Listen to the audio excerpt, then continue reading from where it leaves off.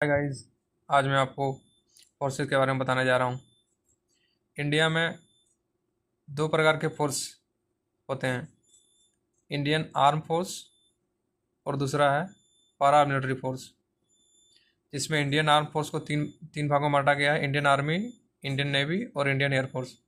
जबकि पारा मिलिट्री को दो भागों में बांटा गया है, CAPF central arm police force और दूसरा है स्पेसिफिक सिक्योरिटी एजेंसी। इसके प्रकार नीचे दिए गया हुआ है।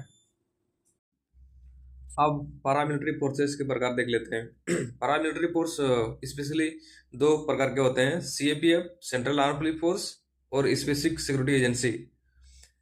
अब CAPF के प्रकार देख लेते हैं। ये टोटल 7 प्रकार के होते हैं।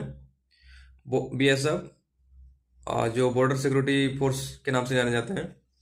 BSF को मोस्टली भारत पाकिस्तान, भारत बांग्लादेश, मतलब भारत के जहाँ जहाँ पे बॉर्डर है वहाँ पे BSF को तैनात किया जाता है।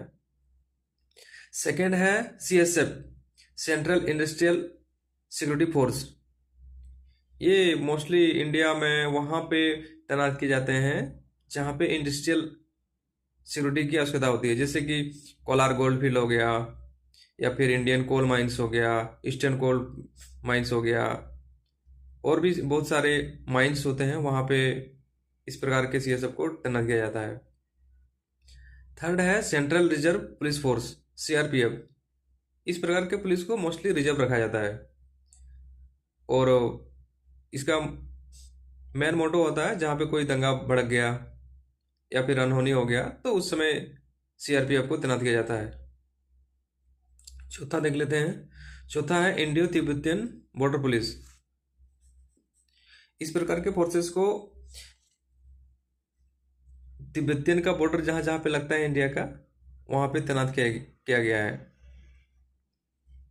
असम राइफल पांचवा है।